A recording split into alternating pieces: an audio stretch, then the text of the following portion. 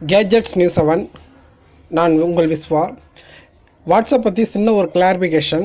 அதாவது வாட்ஸ்அப்பில் வந்து பார்த்திங்கன்னா இந்த QR கோடு வந்து எடுத்துகிட்டு நம்மளோட வாட்ஸ்அப்பை வந்து மற்றவங்க ஹேக் பண்ணிவிடுவாங்கன்னு சொல்லிட்டு இப்போ சமீபத்தில் 2-3 பேர் வந்து கொஸ்டின் கேட்டிருந்தாங்க. நம்மளோட வாட்ஸ்அப்புங்கிறது பார்த்திங்கன்னா நம்மளோட வாட்ஸ்அப் வெப்னு ஒரு ஆப்ஷன் இருக்கும்.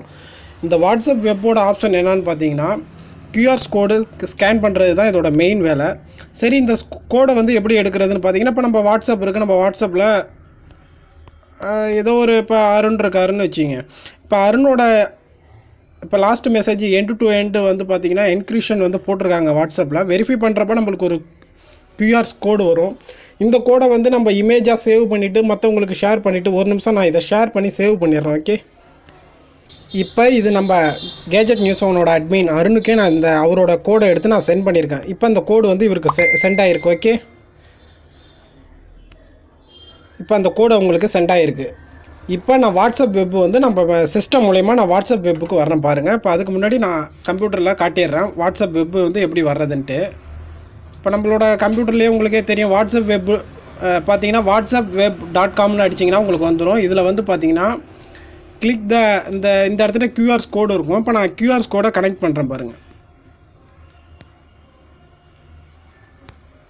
வாட்ஸ்அப் வெப் வழியாக போனீங்கன்னா QR கோடு ஸ்கேன் ஆகிட்டு நம்மளோட வாட்ஸ்அப் வந்து ஃபுல்லாகவே பார்த்தீங்கன்னா நம்மளுக்கு கம்ப்யூட்டருக்கு போயிடும். சரி, இந்த அந்த QR கோடு வந்து பார்த்திங்கன்னா வாட்ஸ்அப் வெப்பில் உள்ள அந்த வெப்சைட்டுக்காரங்க மட்டும்தான் நம்மளுக்கு தர முடியுமே தவிர வேறு யாராலையும் தர முடியாது. இப்போ என்னோடய வாட்ஸ்அப் பார்த்திங்கன்னா ஃபுல்லாக கம்ப்யூட்டரில் வந்துருச்சு.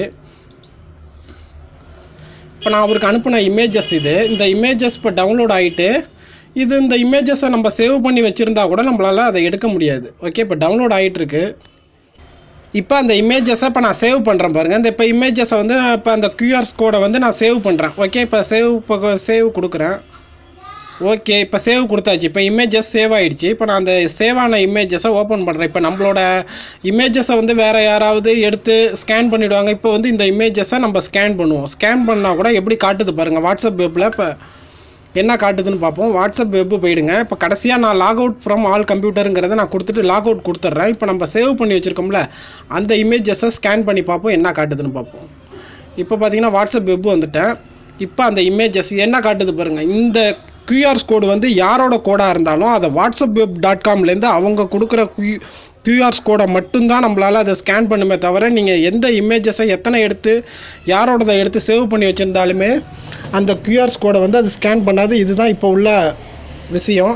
ஏன்னா நிறைய பேர் சொல்கிறாங்க இப்போ உங்களோட QR கோடை வந்து நம்ம ஃப்ரெண்டுங்களுக்கு யாருக்காவது அனுப்பிட்டு அதை ஸ்கேன் பண்ணி வாட்ஸ்அப் வெப்பில் போட்டு நான் உங்களோட வாட்ஸ்அப்பை ஹேக் பண்ணிடலாம் அப்படின்ட்டு. அது எப்படி பாசிபிள் ஆகுங்கிறது எனக்கே தெரியல. ஏன்னா எவ்வளோ ஹை செக்யூரிட்டி இப்போ பண்ணியிருக்காங்க வாட்ஸ்அப்பில். ஓகே, பாருங்கள், இதனால் எந்த ஒரு பயமும் கிடையாது. Okay, thank you.